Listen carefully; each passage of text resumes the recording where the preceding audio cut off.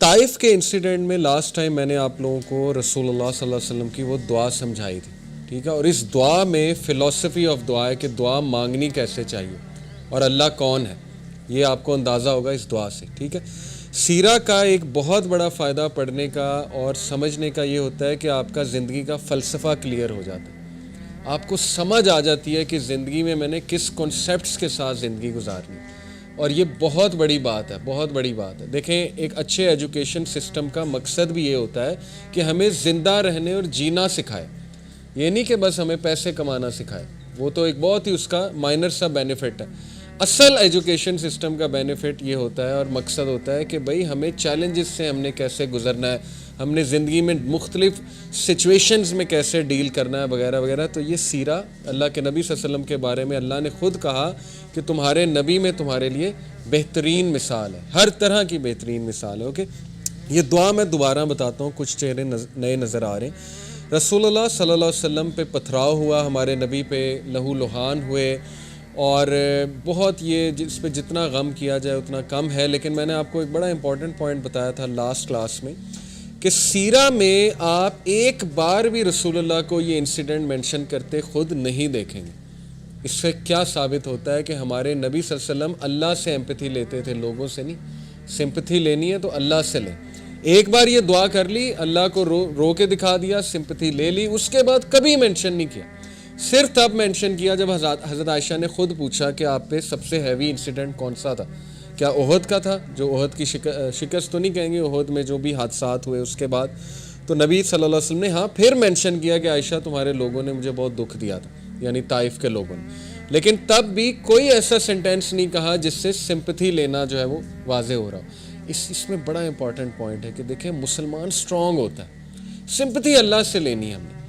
ہوتا کیا ہے، لوگوں سے آپ بہت سمپتھی لیں گے نا، ایک ٹائم آئے گا لوگ آپ کے بارے میں مائنڈ میں رکھ لیں گے، یار یہ تو ویک سا ہے، ایم ہی ہے، ٹھیک ہے نا۔ آلدو اچھے لوگوں سے شیئر کرنا کوئی حرج نہیں، سنسیئر لوگ ہوتے ہیں، اچھے لوگ ہوتے ہیں، لیکن اگر آپ نے ٹرولی سٹرونگ بننا ہے اللہ کے آگے روئیں۔ تو خیر، یہ جو دعا ہے اس پہ غور کریں۔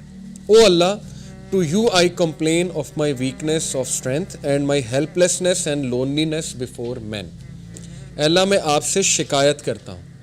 سب سے پہلی بات کہ اتنا اللہ کے ساتھ ایفیلیشن، اتنا کلوز ریلیشن، اتنا بھروسہ، اتنا کانفیڈنس کہ اللہ کو اپنا دل کھول کے دے دیا۔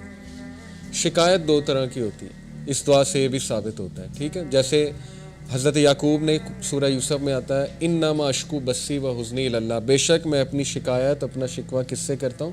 اللہ سے۔ شکایت یہ جو پہلی والی ہے نا، یہ تو جائز ہے۔ یہ کون سی والی شکایت ہے؟ اور یہ ایسنس آف توحید ہے ایکچولی، ٹھیک ہے، کہ آپ کمپلین کرتے ہیں اللہ تعالیٰ سے کہ اللہ میں بے بس ہو چکا ہوں اور آپ کی مرسی، آپ کی ہیلپ کے بغیر میں کچھ بھی نہیں۔ اور اس میں پتہ ہے کون سا والا ایلیمنٹ ہے؟ اب دیکھیں، رسول اللہ صلی اللہ علیہ وسلم کی ساری دعا جب میں آپ کو سناؤں گا، اس کا کرکس یہ ہے کہ اللہ کے نبی صلی اللہ علیہ وسلم اس لیے نہیں رو رہے تھے کہ ان پہ بہت زیادہ وہ ہوا تھا ظلم، اصل میں وہ اس بات پہ رو رہے تھے، زیادہ پریشان تھے کہ اے اللہ، کہیں آپ تو نہیں ناراض، کہیں یہ پنشمنٹ تو نہیں ہے کہ میرے ساتھ اتنا کچھ ہو گیا۔ یہ اصل میں اس کا جو ہے نا ماخذ ہے، یعنی آپ سوچیں کس لیول پہ اللہ کے نبی صلی اللہ علیہ وسلم کا ویژن اور اللہ سے تعلق تھا کہ اللہ یہ ہوا ہے میرے ساتھ تو مجھے سمجھ نہیں لگ رہی، کہیں آپ کی ناراضگی تو نہیں ہے، کہیں مجھ سے کوئی خطا تو نہیں ہو گئی، مجھ سے کوئی غلطی تو نہیں ہو گئی۔ اس طرح کی بات کرنا، ٹھیک ہے نا، اور اللہ کے سامنے دل کھول دینا، یہ تو ایسنس آف توحید ہے، اور اس طرح کی شکایت جو ہے وہ جائز ہے۔ اس کو شکایت کہہ لیں یا کہہ لیں کہ اپنا دل کھول کے بیان کرنا، ٹھیک ہے نا۔ دوسری شکایت جو ہے وہ ہے اللہ کی قدر اور اللہ کی ڈکری کو ریجیکٹ کر دینا، ایکسیپٹ نہ کرنا۔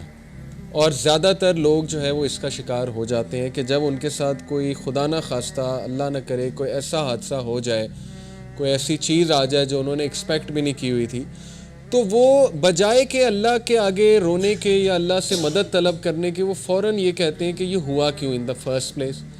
اور وہ کہتے کہتے پھر اس لیول پہ پہنچ جاتے ہیں جو اللہ معاف کرے، ابلیس نے اللہ کو کہا تھا کہ اللہ تو نے مجھے گمراہ کیا۔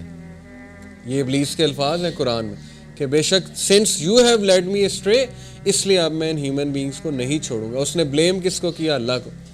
تو خدا نہ خواستہ کہیں ہم اس شکوے کا شکار نہ ہو جائیں کہ ہم اللہ کو بلیم کرنے لگیں، نعوذ باللہ۔ کہ یہ اللہ کی وجہ، اللہ نے کیوں میرے ساتھ ایسے کیا. ٹھیک ہے نا.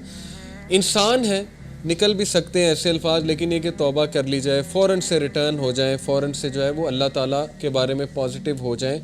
تو یہ ایسے لوگ اللہ کو بہت پسند ہیں. ٹھیک ہے. تو پہلی بات یہ شکووں کے بارے میں، 2 طرح کے شکوے میں نے آپ کو بتائے. ان میں سے ایک ناجائز ہے کہ تقدیر کو چیلنج کر دینا، اللہ کی ڈکری کو ریجیکٹ کر دینا کہ نہیں یہ ہوا کیوں.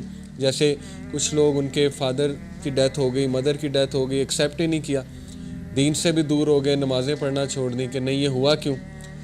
تو خیر اٹس ویری ڈیفیکلٹ، لیکن یہ کہ اسٹرینتھ پکڑیں. ہمارے نبی کو بہت غم آئے ہیں، بہت دکھ آئے ہیں، ان سے اسٹرینتھ پکڑیں. اگر غم دکھ کوئی بری چیز ہوتی تو انبیاء کو نہ آتا. اس کا مقصد ہے. ٹھیک ہے نا.